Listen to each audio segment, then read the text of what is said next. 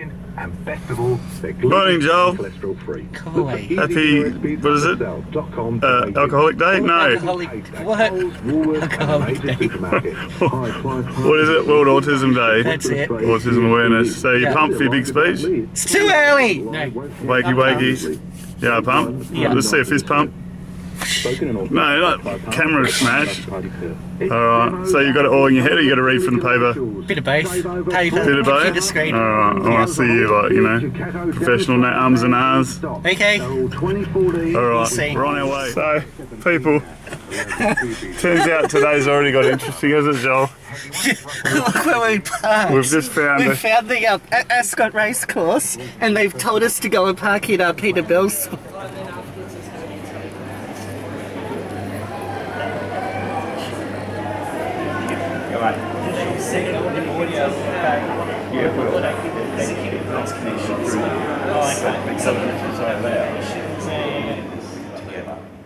And I have never had a child diagnosed with autism, so I don't really know what it's like, but I can imagine there's a hell of a lot of isolation involved. If you do look around today, you're not alone, you're clearly not alone. And there are people who aren't directly affected who are very, very willing to be there and to help and are batting for you or with you. And so you're not alone, we're all in this, and you know, we ride the triumphs and disasters of life somewhat alone sometimes, but this triumph/disaster you're not. And so please look around, meet people, talk to each other, and develop the community a bit more. I will now start to introduce Joel Wilson, who's our first speaker. Joel's a young man on the spectrum. He is 27 years of age, and Joel's an autism advocate, and I think we don't have enough autism advocates in Perth, in WA, and probably in Australia, and it's a real privilege to have Joel here. Joel's scribbled a talk over the last few weeks, and it's a real privilege to hear him talk now. So Joel talk for 15 minutes, then you'll hear that from him. Joel Wilson.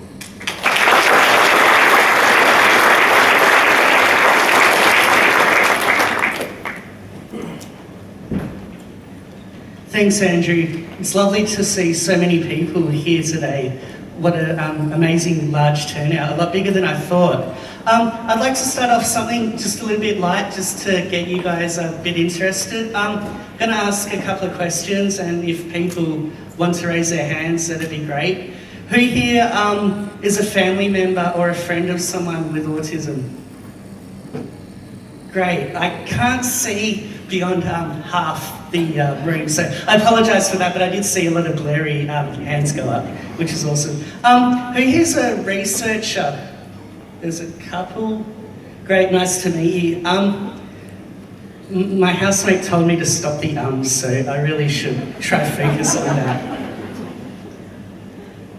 Who works as a carer or a support worker or for a organisation? Cool, there's a few of you here too, great. Just quickly, who got fooled with April Fools yesterday? That's something that I thought I'd bring up. A couple, not too many. Vegemite decided to try a energy drink, which I thought was really interesting. And the other one I found that I enjoyed, Virgin Mobile thought they'd bring out their own brand of rice for people that drop their mobile phones in water. Today I'm going to briefly chat about my life history, my hopes and aims as an advocate, and by the end of my speech I hope you walk away knowing a little bit more about me, what I'm up to, and some insights that you can take home and share with others. Before I start though, I'd like to take a minute to share with you the 2014 message from the UN Secretary General Ban Ki-moon, because without the United Nations we wouldn't have World Autism Day. This year's World Autism Awareness Day is a chance to celebrate the creative minds of people with autism spectrum disorders and to renew our pledge to help them realise their great potential. I treasure my meetings with individuals affected by autism, parents, children, teachers and friends. Their strength is inspiring. They deserve all possible opportunities for education, employment and integration. To measure the success of our societies, we should examine how well those with different abilities including persons with autism, are integrated as full and valued members. Education and employment is key. Schools connect children to their communities. Jobs connect adults to their societies. Persons with autism deserve to walk the same path. By including children with different learning abilities in mainstream and specialised schools, we can change attitudes and promote respect. By creating suitable jobs for adults with autism, we integrate them into society. At this time of economic constraint, government should continue to invest in services that benefit people with autism. When we empower them, we benefit current and future generations. Tragically, in many parts of the world, these individuals are denied their fundamental human rights. They battle discrimination and exclusion. Even in places where their rights are secured, too often they still have to fight for basic services. Have you ever looked at the sky wanting it to rain so your garden gets much needed water? I know most people here could understand that, especially with the summer we had. Have you thought about whether your child had a good day at school? Or thought about traffic or whether you'd be late for work? Wonder what was for dinner with your favourite food in mind? That, of course, is unless you're cooking, and then you can make your own favourite food. Have you thought about how your child might grow up and whether they'd be accepted into mainstream society? Or wish that someone would come along and tell you that everything would be okay? These questions are all varied examples of hope. I was originally asked by Andrew to present a talk on hope, as he felt I brought a lot of hope to the table, but then he asked if I could share 3 personal experiences I have with autism with you all today, so I've combined both topics into today's talk. So often I hear parents who, after being told their child is autistic, think that their lives are ruined. They believe that there's no hope of any quality of life for their child.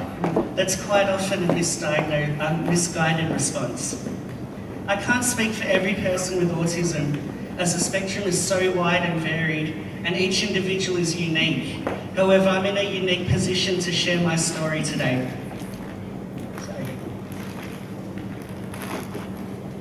I wasn't diagnosed with Asperger's until I was 13 years old. I'd spent my childhood being different, not making friends, having obsessions.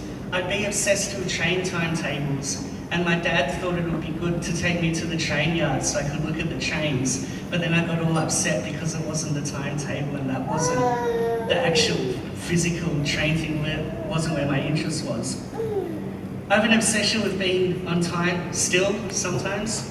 Occasionally I'll have a little bit of a breakdown if things are delayed. I've learned how to manage time better. I more get anxious instead of melting down. But back to growing up, I had behavioural problems. I was overprescribed dexamphetamines, misdiagnosed with ADHD, and spent countless nights in psych wards and hospitals. Things didn't change that much when I was diagnosed. I was given a label of having Asperger's and then swatted away like a fly. When I was 15, I was kicked out of home because my family really didn't know how to help me or themselves. And I spent 3 years in 3 different group homes.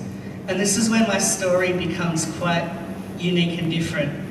Living in group homes came to a head for a combination of reasons, including the difference in capabilities of myself and other housemates, all autistic. Issues with lack of opportunity to grow, amongst other problems that I won't go into today. One of the carers, and he's here today filming somewhere, Luke, he's also my housemate. He gave me the opportunity of moving from Perth Metro to York for a while. 8 years later, we moved back to Perth halfway through, and I'm still living with him. He's my family carer, my friend, and we both benefit from the arrangement. It's the most stable living arrangements I've had in my entire life. Yes, things could be better, but I'm sure everyone here has something in their lives that they could improve. I don't have a job. I still don't have that many friends. And sometimes I have days where I have complete sensory overloads and just want to stay in bed. For some, just to briefly touch on the sensory overloads for people that aren't quite sure what I'm talking about. Something that really affects me is I get the train quite a lot, and they over announcements sometimes have different frequencies, and I can get headaches just by sitting on the train hearing those. I now don't go out without headphones, and if I forget my headphones, I'll go and buy a $15 pair because that's what gets me through. I'm sure a lot of you have similar stories of emergency situations. There's always positives in my life though. I volunteer 2 days a week in a not-for-profit organisation that supports and gives hope to teens and young adults with autism and other conditions that impact their ability to participate in a mainstream education and work environment. I'm also actively pursuing an autism advocacy career. This year my hope and my intention is to start a series of ongoing community forums where the community can get together and discuss things they'd like to see change in the community and also support each other. I feel that everyone's voices are important to create change that will benefit the community as a whole. I believe there's a perfect opportunity to create a multi-generational community network where people understand each other, can talk to each other and seek advice, or just socialise amongst each other. I also believe we can create change and positive awareness about autism by working together. As to my current aims as an advocate, some of the projects that fulfil my personal hopes at the moment include, and these change on a monthly basis sometimes, presenting at international autism conferences. I've applied for a couple, but I just keep going. We'll see, we'll get there eventually. Looking at modifying the disability media guidelines to be autism friendly. You see certain things in the media where they're discussing autism and it isn't appropriate and you want to throw something at the TV. I know the project are doing something on Autism Awareness Day tonight and I'm really interested to see their approach because I know the last few times they've kind of missed the whole point. I'm also seeking media training in order to get more articles published in newspapers, and I also want to create a network of autistic people that can be interviewed by the media.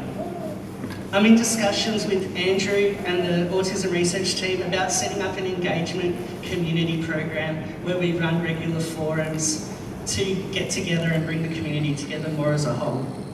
I'm also in the process of creating an autism training program alongside another autism advocate, Tori Hart, who lives in Canberra, and that's going to be a couple of years away. There's a lot of work to do there, but I'm really excited about what we're planning. That little emotion called hope has enabled me to take action in changing my life and the life of others. It comes from my own hope, other people hopeful of what I can achieve, and inspirational stories I've read or heard along the way. In closing, I've been asked to share 3 things about my experience with autism that I'd like the audience to know. Firstly, especially this is for parents that have just, their child's just been diagnosed or adults that have just been diagnosed, don't give up or look for a cure. I know things can be tough. I know there's days where you feel it'd be easier if autism wasn't controlling your life. I know I have those days, but it is sometimes, and you have to learn to adapt to living with it. It takes time. I can't sit here and suggest the best option for you or your family or friend who was diagnosed, as I'm not them. All I can suggest is that you talk to the people in the industry that know advocates are a really good start, and I'll get to that in a minute, and support them the best you can. There's a lot of greater support networks out there. Some of them may not meet your needs, but others will. You just have to try. And if it doesn't work out, you just try again. Talk to other parents of autistic children or adults and contact advocates like myself. We can help each other, even if it's just a phone number for you to call someone else. That's still better than better than throwing an autistic in an institution and locking away the key, which is what they originally tried to do with me. Group homes, people think that they're good, but they're still in a lot of ways institutionalised. The homes I were in were locked up and I couldn't really go out and didn't have any independence. It was a bit like a prison. Secondly, love your autistic child or adults for who they are. Focus on their strengths if they're good at something. Drawing, music, writing, painting, computer sciences for an example. Encourage and support them on those topics. You might be living with the next Picasso, Stephen King, Bill Gates, or you might just be helping someone enjoy their life more. Work on weaknesses if they really make life difficult for the autistic person. Lots of people think trivial Communication like eye contact is necessary, but it really isn't. If an autistic person isn't good at maths, don't push them to be a mathematician.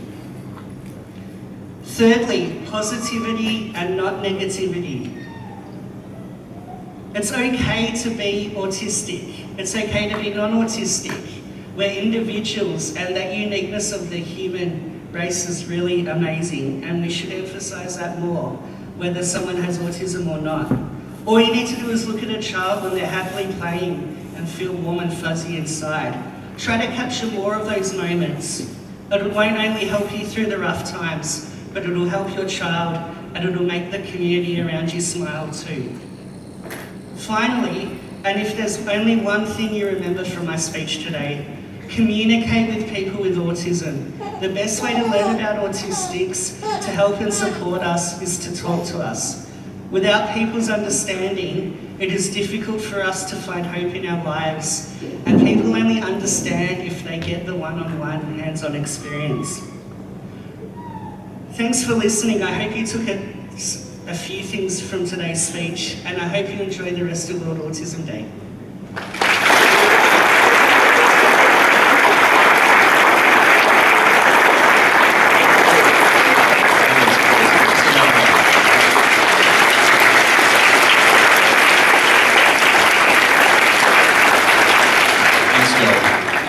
I knew there was a reason we invited you, mate. That was fantastic.